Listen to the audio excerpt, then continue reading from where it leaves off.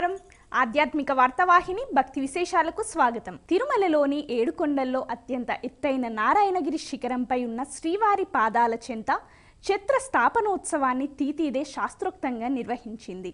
2 గంట అనంతరం శ్రీవారి ఆలయం నుంచి ప్రత్యేకంగా అలంకరించిన గొడుగు, పూజా సామాగ్రి, పుష్పాలు, నైవేద్యాన్ని మంగళ వాయిద్యాల నడుమ మాడవీధుల గుండా మేదరమిట్టకు తీసుకువెళ్లి అక్కడి నుంచి నారాయణగిరి శిఖరానికి ఊరేగింపుగా చేరుకున్నారు.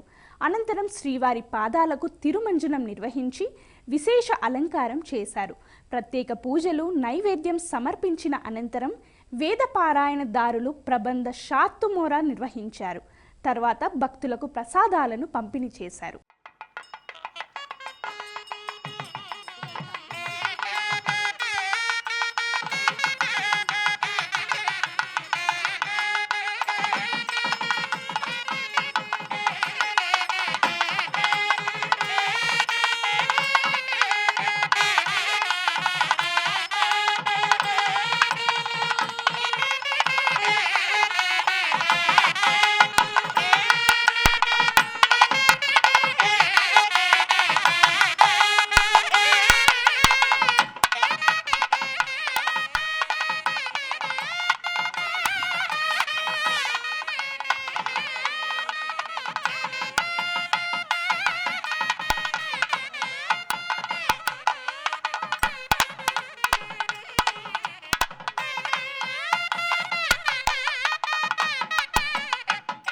తిరుమలకు ప్రతిరోజు లక్షలాది మంది భక్తులు వస్తుంటారు. ఇది ఏదో పండుగ రోజుకు పరిమితమైంది కాదు. నిత్యం లక్షలాది మంది భక్తులకు సదుపాయాలు కల్పించేందుకు తిరుమల తిరుపతి దేవస్థానం అధికారులు అందుబాటులో ఉన్న మేరకు ప్రయత్నాలు సాగిస్తున్నారు. తాజాగా శ్రీవారి దర్శన టికెట్ల భక్తుల విషయంలో కొత్త ప్రతిపాదనలతో ముందుకు సాగాలని భావిస్తున్నారు. తిరుమలలో ప్రతిరోజు శ్రీవారి టికెట్ల భక్తులు మొత్తం 1500 మంది. వీరిలో ముందుగా బుక్ చేసుకునే వారికి గదుల కేటాయింపులు ఉన్నా కరెంటు బుకింగ్ చేసుకున్న వారికి మాత్రం గదుల సదుపాయం లేక ఇబ్బందులకు గురవుతున్నారు. ఈ విషయంలో ప్రతిరోజు టీటీడీకి ఫిర్యాదులు అందుతున్నాయి. ఇప్పుడు ఈ సమస్యకు పరిష్కారం చూపేందుకు సిద్ధమైంది టీటీడీ. ఇందులో భాగంగా శ్రీవాణి దర్శన టికెట్లు భక్తుల కోసం తిరుమలలో లాంచ్ నిర్మించాలని భావిస్తున్నారు. శ్రీవాణి దర్శన టికెట్లు 3 నెలల ముందు 500 ఆన్లైన్ లో, ప్రతిరోజు 500 కరెంటు బుకింగ్ లో, మరో 300 గతంలో విరాళాలిచ్చి టికెట్లు పొందని వారి కోసం కేటాయిస్తున్నారు. మరో 200 టికెట్లు రోజు తిరుపతి ఎయిర్పోర్ట్ లో ఆఫ్లైన్ లో ఇస్తున్నారు. 10,000 రూపాయల విరాళం, 500 రూపాయల టికెట్ కొనుగోలు చేస్తే వారికి టీటీడీ వీఐపీ బ్రేక్ దర్శనం కల్పిస్తోంది. ప్రస్తుతం 3 నెలలకు ముందు ఈ టికెట్లు పొందిన భక్తులకు గదులు కేటాయిస్తున్నారు. కరెంటు బుకింగ్ లో టికెట్లు పొందిన వారికి అదే రోజు సాయంత్రం 4 గంటలకు దర్శనం కల్పిస్తున్నారు. ఉదయం 9 గంటల దర్శన టికెట్ పొందిన భక్తుడు సాయంత్రం వరకు వేచి ఉండాల్సి వస్తోంది. వారికి గదులు లేకపోవడంతో ఇబ్బంది పడుతున్నారు. శ్రీవాణి భక్తులు తిరుమలలో వేచి ఉండేందుకు ఎయిర్పోర్టుల్లో ఉన్న లాంచ్ నిర్మించాలని టీటీడీ ఉన్నతాధికారులు ఆలోచిస్తున్నారు. ఈ మేరకు తిరుమలలోని అన్నమయ్య భవనానికి సమీపంలోని న్యూ వుడ్ సైడ్ హోటల్ ప్రాంగణాన్ని లాంచ్ లో తీర్చిదిద్దనున్నారు. గతంలో హోటల్ గా ఉన్న ఈ భవనం ప్రస్తుతం ఖాళీగా ఉంది. ఇందులో భక్తుల కోసం విశ్రాంతి గదులు, ఫర్నిచర్, స్నానాల గదులు, ఇంటర్నెట్ సౌకర్యం, ఫుడ్ కోర్ట్ అందుబాటులోకి తీసుకురానున్నారు. తిరుమల శ్రీవారి ఆలయం పక్కన ఉన్న పవిత్రమైన స్వామి పుష్కరిణి మరమ్మత్తు పనులు ఆగస్టు 1 నుంచి 31వ తేదీ వరకు నిర్వహించనున్నారు. శ్రీవారి సాలకట్ల బ్రహ్మోత్సవాలను పురస్కరించుకొని ప్రతి ఏడాది పుష్కరిణి మరమ్మతులు నిర్వహిస్తారు. ఈ ఏడాది సెప్టెంబర్ 15 నుంచి శ్రీవారి బ్రహ్మోత్సవాలు జరగనున్న నేపథ్యంలో టీటీడీ వాటర్ వర్క్స్ విభాగం ఆధ్వర్యంలో ఈ పనులు పూర్తి చేసేందుకు అధికారులు చర్యలు తీసుకుంటున్నారు. భారీ వర్షాలు, తుఫాన్లు, ఇతర పరిస్థితులను దృష్టిలో పెట్టుకుని ముందస్తు జాగ్రత్తలో భాగంగా సెప్టెంబర్ 1 నుంచి 10వ తేదీ వరకు పుష్కరిణి మూసి ఉంచుతారు. ఈ 40 రోజుల పాటు పుష్కరిణి హారతి ఉండదు. అదేవిధంగా భక్తులను పుష్కరిణిలోకి అనుమతించరు. అన్నమయ్య జిల్లా నందలూరులోని శ్రీ సౌమ్యనాథ స్వామి ఆలయ బ్రహ్మోత్సవాల్లో భాగంగా 5వ రోజున ఉదయం కోదండరాముని అలంకారంలో హనుమంత వాహనంపై మాడవీధుల్లో విహరించారు. పట్టు వస్త్రాలు, స్వర్ణాభరణాలతో పాటు వివిధ రకాల పుష్పాలతో స్వామివారు సర్వాలంకార భూషితులై ఆసీనులయ్యారు. మంగళ వాయిద్యాలు, కోలాటాలు, డప్పు వాయిద్యాల నడుమ మాడవీధుల్లో భక్తులకు దర్శనమిచ్చారు. భక్తుల గోవిందనామాలు, కోలాహలం నడుమ హనుమంత వాహన సేవ వేడుకగా జరిగింది.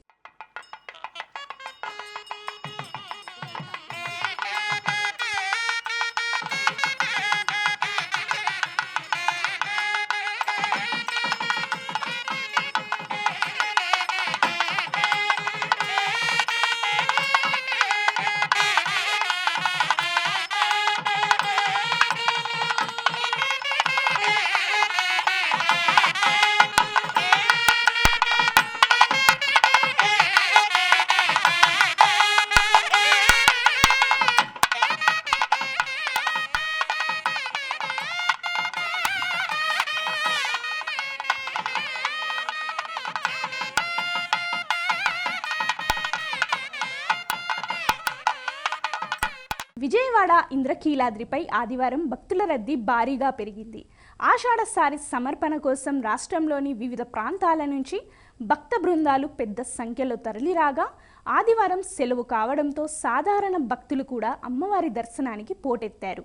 తెలంగాణలో బోనాల ఉత్సవాల సందర్భంగా హైదరాబాద్తో పాటు పలు ప్రాంతాల నుంచి వచ్చిన భక్తులతో ఆలయ పరిసరాలు కిటకిటలాడాయి. భక్తుల రద్దీని దృష్టిలో ఉంచుకొని దేవస్థానం ప్రోటోకాల్ దర్శనాలను తాత్కాలికంగా నిలిపివేసింది. ఆషాఢ సారె సమర్పించే బృందాల కోసం ప్రత్యేక క్యూ లైన్లు ఏర్పాటు చేసి సాధారణ భక్తులకు ఇబ్బందులు తలెత్తకుండా చర్యలు చేపట్టింది. దేవస్థానం కార్యనిర్వహణాధికారి వికే సీనా నాయక్ స్వయంగా ఆలయ పరిసరాల్లో పర్యటిస్తూ ఏర్పాట్లను పర్యవేక్షించారు. తెలంగాణలో బోనాల ఉత్సవాలు వైభవంగా జరుగుతున్నాయి. ఉత్సవాలలో భాగంగా ప్రసిద్ధి చెందిన గోల్కొండ కోటలోని శ్రీ జగదాంబిక ఎల్లమ్మ తల్లికి 3వ బోనం సమర్పించారు. ఆషాఢ మాసంలో 2వ ఆదివారం కావడంతో అమ్మవారికి బోనాలు సమర్పించారు. ఈ కార్యక్రమంలో భక్తులు విశేష సంఖ్యలో పాల్గొని అమ్మవారిని దర్శించుకున్నారు. మహిళలు బోనాలతో వచ్చి మొక్కులు చెల్లించుకోగా శివసత్తుల పూనకాలు, డప్పు చప్పుళ్ళు, పోతరాజుల విన్యాసాలతో అమ్మవారి ఆలయ ప్రాంగణమంతటా ఆధ్యాత్మికత వెల్లువిరిసింది. డాక్టర్ బిఆర్ అంబేద్కర్ కోనసీమ జిల్లా ఆలమూరు మండలం పెద్దపల్ల గ్రామదేవత పోలేరమ్మ ఆలయంలో శాకంబరి ఉత్సవం ఘనంగా జరిగింది. ఆషాఢ మాసాన్ని పురస్కరించుకొని అమ్మవారి ఆలయ ప్రాంగణంతో పాటు గర్భాలయం, అంతరాలయాలను 1500 కిలోల కూరగాయలు, పండ్లతో పాటు సుగంధ పుష్పాలతో 100 మంది మహిళలు అమ్మవారిని అలంకరించారు. గ్రామంలోని మహిళలంతా వివిధ రకాల స్వీట్లు, పిండి వంటలను మేళ తాళాలతో గ్రామోత్సవం నిర్వహించారు. అమ్మవారికి కుంకుమార్చన, ప్రత్యేక పూజలు నిర్వహించారు.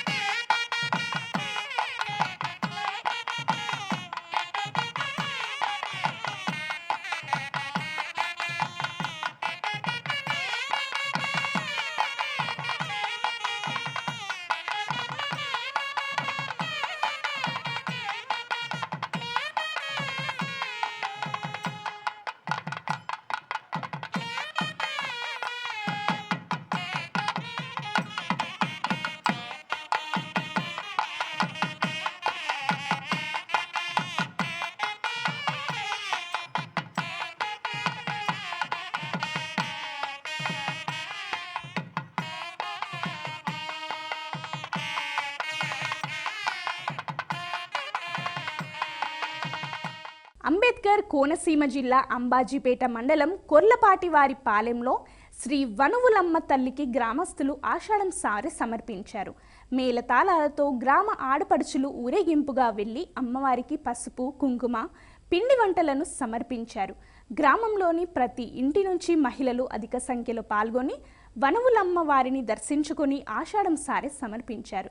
కోరిన కోరికలు తీర్చే అమ్మవారి ఆశీస్సులు ఎల్లప్పుడూ గ్రామ ప్రజల మీద ఉండాలని ప్రతి సంవత్సరం ఆషాఢ మాసంలో సారె సమర్పించడం జరుగుతోందని ఆలయ కమిటీ సభ్యులు తెలిపారు.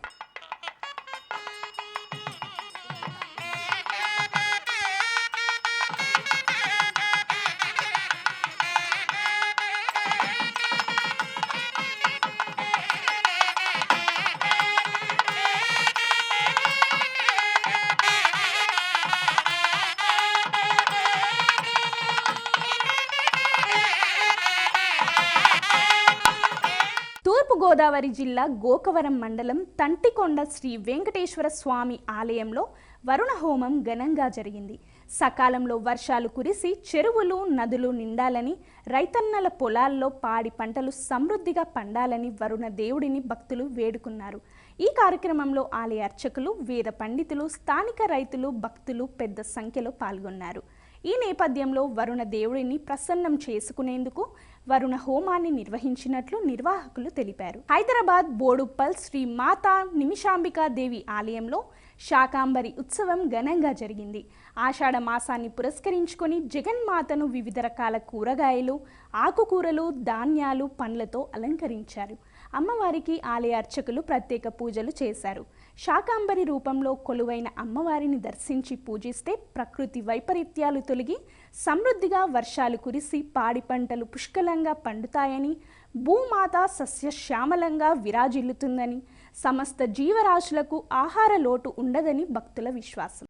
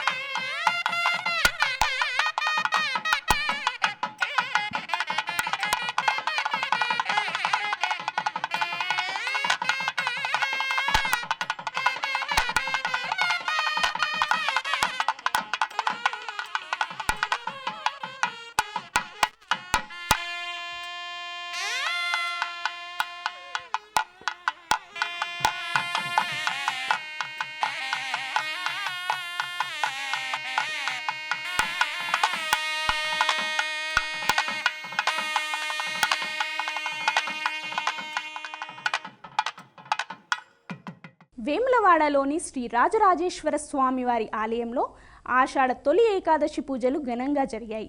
శ్రీ రాజరాజేశ్వర స్వామివారి ఆలయంలో స్వామివారికి అభిషేకాలు, అర్చనలు చేశారు. శ్రీ రుక్మిణి విఠలేశ్వర స్వామివారి పంచోపనిషత్ మంత్రాలతో ప్రత్యేక అభిషేకాలు నిర్వహించారు. స్వామివారి ఆలయంలో మహాపూజను ఏకాంతంగా నిర్వహించారు.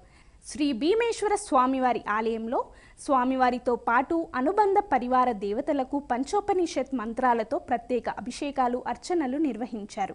తొలి ఏకాదశి మహోత్సవాల్లో భాగంగా ఉదయం అఖండ భజన కార్యక్రమాలను ఘనంగా నిర్వహించారు. మైసూరులో అవధూత దత్తపీఠంలో తొలి ఏకాదశిని పురస్కరించుకొని పూజలు జరిగాయి.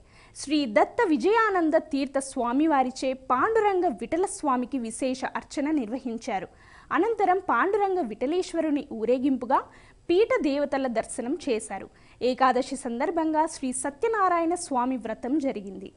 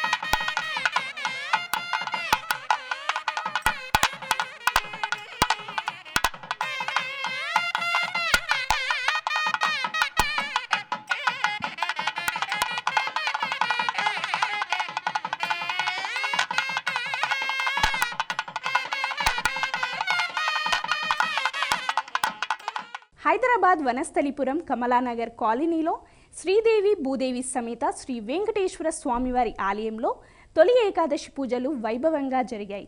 ఈ సందర్భంగా స్వామివారికి తులసి అర్చన చేసి విశేష పూజలు నిర్వహించారు. భక్తులు విశేష సంఖ్యలో తరలివచ్చి స్వామివారిని దర్శించుకున్నారు.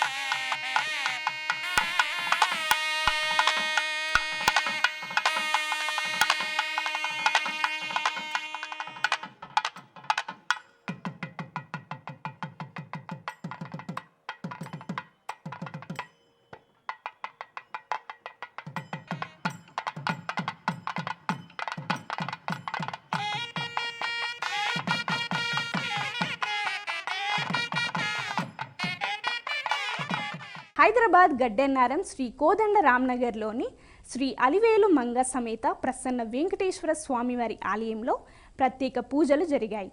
తొలి ఏకాదశి సందర్భంగా స్వామివారికి పంచామృతాభిషేకాలు నిర్వహించారు. భక్తులు అధిక సంఖ్యలో పాల్గొని స్వామివారిని దర్శించుకున్నారు.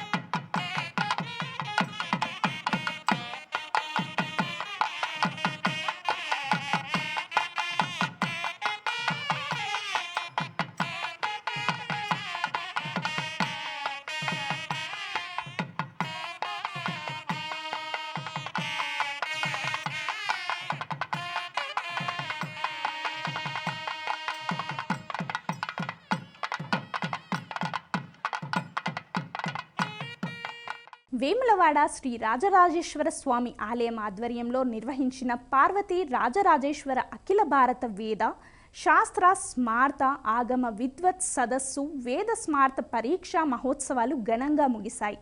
ఈ కార్యక్రమానికి ముఖ్య అతిథిగా ప్రభుత్వ విప్ ఆది శ్రీనివాస్ హాజరయ్యారు. వేద స్మార్త పరీక్షా మహోత్సవాల్లో మొత్తం 130 మంది విద్యార్థులు పాల్గొనగా వారిలో 124 మంది విద్యార్థులు ఉత్తీర్ణత సాధించారు. 6 విద్యార్థులు అనుత్తీర్ణులయ్యారు. వివిధ ప్రాంతాల నుంచి వచ్చిన వేద పండితులను, వివిధ ప్రాంతాల నుంచి వచ్చిన వేద విద్యార్థులకు ఉత్తీర్ణత పత్రాలిచ్చి ప్రభుత్వ విప్ ఆది శ్రీనివాస్ ఆలయ ఈవో రమాదేవి ఘనంగా సన్మానించారు.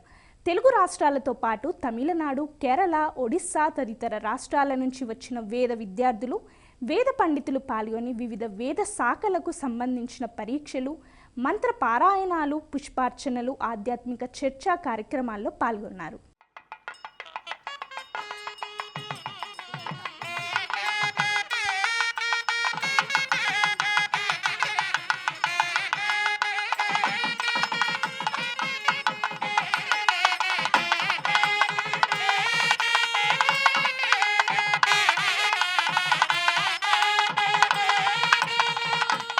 ఇవి ఈనాటి భక్తి విశేషాలు. తదుపరి ఆధ్యాత్మిక వార్తావాహిని భక్తి విశేషాల్లో మళ్ళీ కలుద్దాం.